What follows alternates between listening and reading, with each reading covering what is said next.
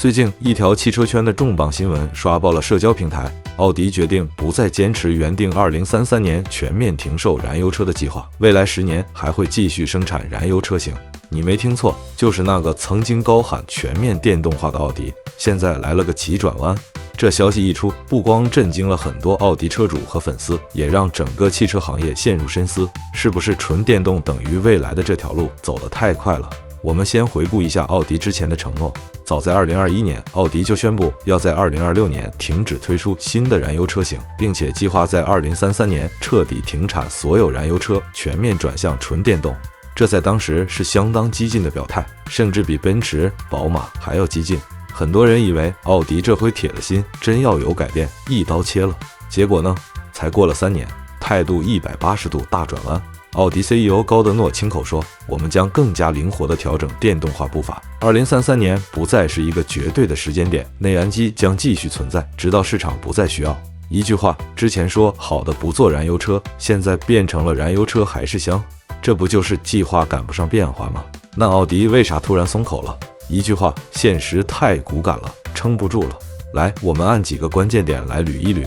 过去几年，在政策补贴、环保宣传和新能源浪潮的推动下，电动车像开挂一样猛涨。但是从2023年下半年开始，全球电动车的增长势头明显放缓，尤其是在欧洲和北美，很多人发现充电麻烦，家里没装，外面找装像买彩票，电池贵，维修难，二手保值率惨不忍睹，冬天掉电快，高速不稳，开着不安心，关键是价格也没便宜多少，省油的钱根本弥补不了购车成本。结果就是很多人观望犹豫，转投混动，甚至回归油车。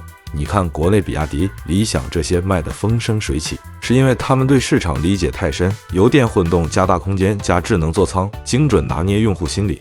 奥迪这几年推的 e-tron 系列、电动 Q4、Q8 e-tron 等销量表现都不算特别亮眼，尤其是在中国市场很难跟新势力正面对打。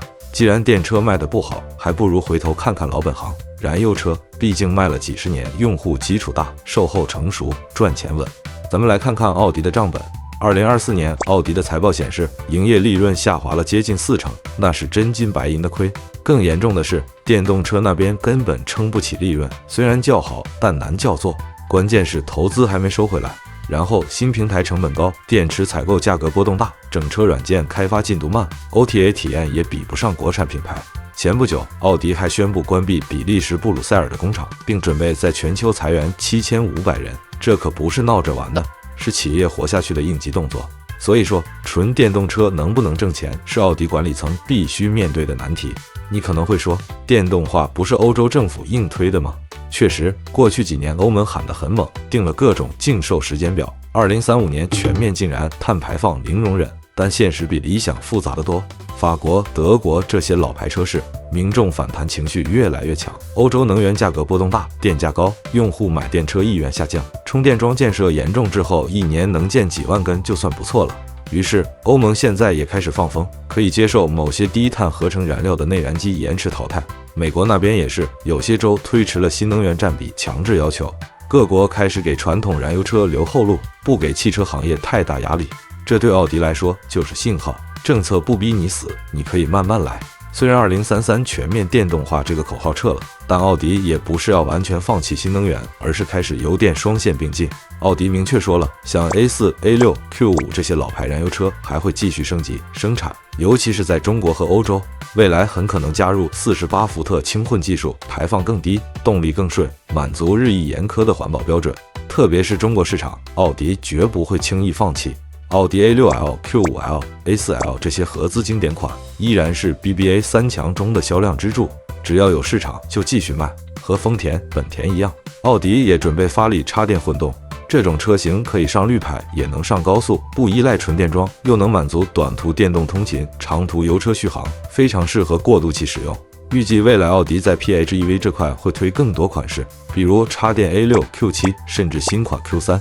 纯电路线奥迪不会放弃，但会更加聚焦推中高端旗舰，比如 Q6 e-tron， 联合保时捷共享平台 PPE， 压缩开发成本，在中国市场借助一汽奥迪、上汽奥迪双线合作。说白了，以后电动车不撒胡椒面，而是瞄准利润高、用户认可度强的市场精准打击。奥迪的这次战略调整不只是一个品牌的问题，更是整个汽车行业的一次集体深思。你会发现，越来越多的国际大厂都在踩刹车，奔驰不再死守2030年全电目标，福特削减了 F150 Lightning 电动皮卡的产量，丰田早就说未来不是纯电独大，而是多技术并存。为什么会这样？因为现实告诉他们，用户不是一窝蜂的环保战士，而是理性的性价比专家。大家关心的不是车电不电，而是能不能开得远，能不能便宜，修不修得起，用起来方不方便。说白了，现在不是电动车不能发展，而是不能一刀切。说了这么多，我们回到普通消费者最关心的问题：奥迪要继续卖燃油车，那我现在还值得买吗？如果你偏向传统，注重驾驶感，注重保值率，奥迪燃油车现在真是个好时机，未来优惠可能更大，终端政策也宽松。如果你城市通勤多，有固定车位能充电，奥迪插电混动会是不错选择，兼顾电动体验和油车续航。追求智能化、科技感，预算充足，那可以关注奥迪后续的新纯电平台车型，比如 Q6 e-tron， 体验更完整。如果你预算在30万左右，又不急买车，那不妨等等奥迪接下来的新产品策略，特别是国产新能源和合资油车的博弈期，可能会出现超值组合。电动化是趋势，但不是唯一。传统燃油车还没死，而且可能会活得比你想象中久。奥迪这次的转向其实是一种更接地气的战略选择。电动车不是革命，而是演化。我们要的不是某种标签，而是一辆真正适合自己的车。感谢收看本期视频，觉得有意思的给个免费的赞个关注，咱们下期见。